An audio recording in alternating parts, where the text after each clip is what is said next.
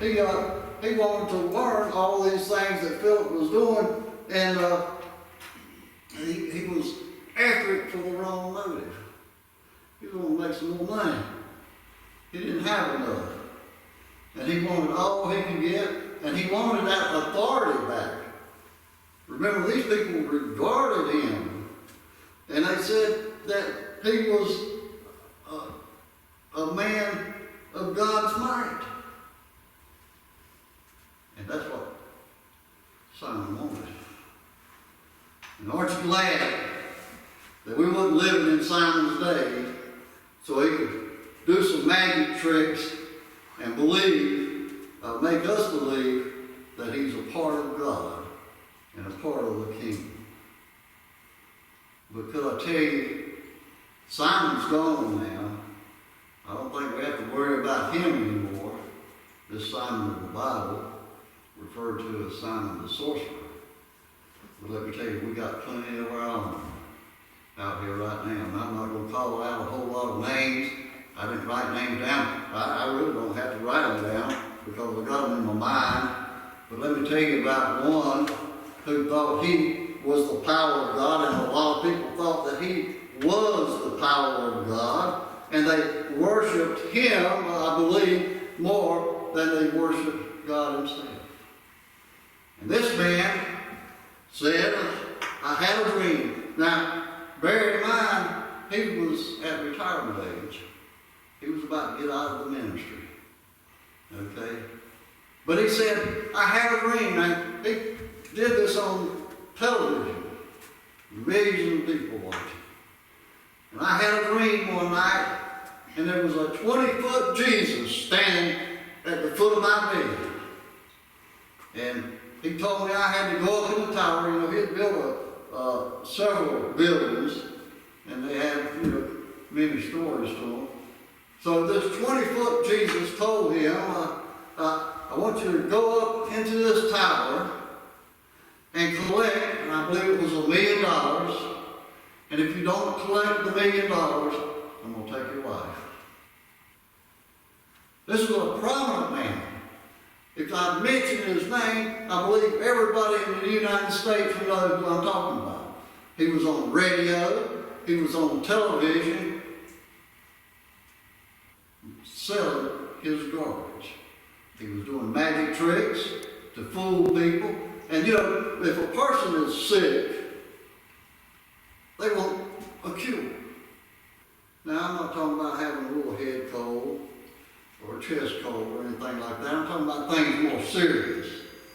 Blindness, deafness, cancer, and these type things. And this guy that I'm talking about was in the business of healing people. He doesn't have a temporary gift from God to heal anybody. But he had this crowd so captured that they believed. They've seen it so much on television. They've seen so much of him. And he knew what words to speak. He knew what to say. And he'd draw them in. First off, I'd like to ask him, I believe he's passed on now, but I would like to ask him, how do you get a 20-foot Jesus in your bedroom? Now, I'm not a master carpenter, but I know the highest ceiling, unless you were in a palace somewhere, the highest ceiling built is 14 feet. Now, I don't believe this man's house had a 21-foot ceiling that he could get a 20-foot Jesus in. So I'd like to ask you that question. How did you get that 20-foot Jesus in a bedroom with an 8, 10, 12, or 14-foot ceiling? That'd be near impossible. And I don't believe God is making deals with anybody in this world. But he said God made a deal with, if you collect the $1 million, I'll let you live. If you don't collect it, I'm going to take your life. And guess what? Not only did he collect the money he asked for, he collected more. you didn't hear anything else out of him. He went into retirement, and he may be still alive today. I don't know. I didn't check. I'm just kind of going on years. When I said he's passed on. But he collected more money than he asked for. That's the power of sorcery. Let me bring up another one. If I describe him, I started to wear my summer suit that I bought, and I've always wanted one. I never had the opportunity to get it because they were so expensive, but I found one within my budget, and it's hanging in my closet now. And I started to wear it this morning just to demonstrate to you this next character I'm fixing to tell you about. But my summer suit is not white. It's kind of I don't know, it's a pastel color. I really don't know what it is, but it's not white. But this man I'm talking about now wore a white suit, white tie. He could take, now he claimed, this is his claim, and he did it on television lots of times, take his coat off and swing it around. And what he said he was doing was casting the Holy Ghost all around the building. And he'd have people up on stage, and he'd swing that coat, and they'd all fall down. And I did check that out. Psychologists say they fell down because they knew that's what they were supposed to do. And they knew they were on national television. But this man would bring people up, pre-selected people, and heal all kind of ailments. It was sorcery. It was a trick. These people were pre-selected before the service ever started. They were put in particular places in the audience. And then when they were called to come up, those were the ones that would come up and stand in line. And they knew what to do. They'd already been told. One might come up and claim that he has no hearing. This guy would stick his fingers in their ears, and pop them and all kind of mess, and all of a sudden the guy could hear. And he'd run off. And then he'd get the next one up. And people ate this up. They ate it up. Sorcery. And this guy, I don't know if he's still in business, but he made a fortune. I believe everybody here this morning could retire off the money that he made. Sadly to say, his mother and father became sick. One of them had cancer. He couldn't heal him. I believe it was the mother had cancer. The father contracted some other disease. And he couldn't heal either one of them. And there was a big write-up about it because he had claimed to have healed thousands through the years. But his own mom and dad, he couldn't heal. And there's a reason for that. Because they were not pre-selected by him to have an ailment. He had projected that he had the power of God. He projected that he had the gift, the temporary gift that I've already explained to you. And he made millions. He was popular. People would just, whenever he'd have a meeting, people would drive hundreds of miles just to listen to him. I listened to him. I wouldn't walk 2 steps to hear him because I knew what he was. And then we'll bring up this last one. Who knows the name Vernon Wayne Howell? Anybody ever heard of Vernon Wayne Howell? This man told his followers that he was Jesus Christ himself. Come back. getting ready to take his people home. That's what Vernon Wayne Powell told his people. Let me cut this off. I don't know which button to push.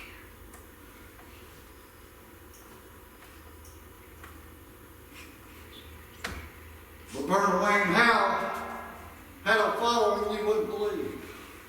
And he was the master of all. He told them, I'm Jesus Christ. And soon, I'm taking all the family home. And he had followers. He set up a place in Texas. I guess you'd call it a commune. Like cults. And he took on the name David Koresh. And where he got that name from, I do not know. But he claimed to be Jesus Christ. And do you know what? Nobody questioned him. Nobody went up to him and said, let me see your hands. Let me see the nail prints in your hand. Nobody asked that question. Nobody asked, let me see your side where the sword pierced your side. Let me see that. They didn't ask any question. He was a magician. He was a sorcerer. And all he wanted was to be noted as the power of God. That's all he wanted. I don't know how much money he was collecting. I know he had a following that was working every day. And I'm sure that money went straight to him. But he wanted the power. He wanted people to look at him as the power of God. He wanted people to look at him as the ultimate. He wanted people to look at him as Jesus Christ. That's what he told them. That's what he told them he was. Getting ready to take them all home. David Koresh. I don't blame him. I'd have got me a fake name too, so I don't know where I am. Let me tell you about one more. He had more followers probably than all the ones I talked about. He was getting Social Security checks sent directly to him from people who had signed him over to him. He didn't get that money. He got so much money, he went down to Africa, bought some land, and carried that crowd with him. And they were foolish enough to follow him because they believed his sorcery. They believed that he had the power of God. They followed him. I'm trying to think of the name of the town in Africa. I can't remember that, but he carried them down there.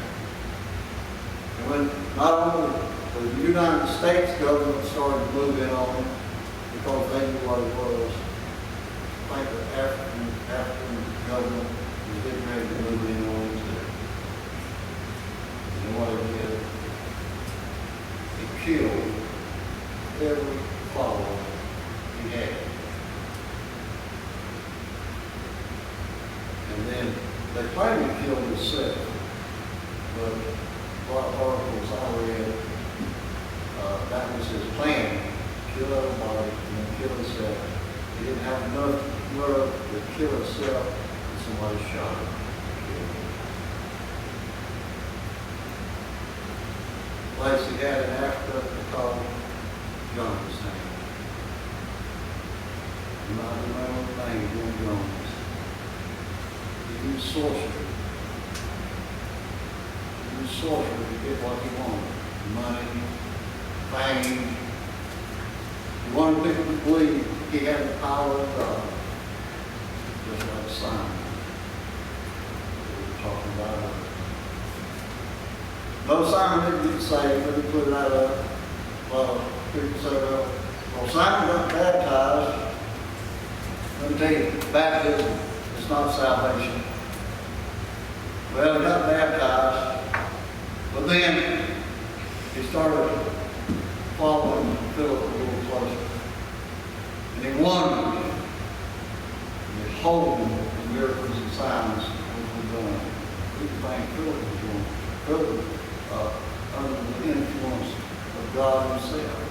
Philip had that temporary gift. Simon was hanging close to him. But then he wanted to buy one of the gifts. That was to lay on the hands, which brought the Holy Ghost upon the person. He said, give me this power.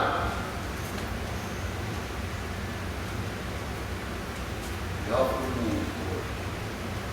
This was after he was baptized. This is what people say when they see he was baptized. This is what people say, well, he was saved. No, it wasn't. This was after he was baptized, and he was offering money for the gift of God. And Peter told him, in verse 21, it says, thou hast neither part nor lot in this matter, for thy heart is not right in the sight of God. Your heart's not right in the sight of God, salvation will obey you. You wouldn't saved. Like a lot of people believe. And in verse 22, Peter told him to repent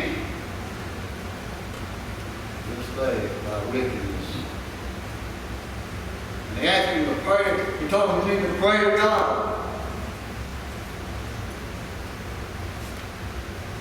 What's in your heart might be forgiven. And then he told him in verse 23 what he thought was wrong with him. What did Simon say? Verse 24, Simon said, pray ye to the Lord for me. And that was yes. You lost and undone without God. Verse 24 he said, pray ye to the Lord for me, that none of these things that he hath spoken come upon you.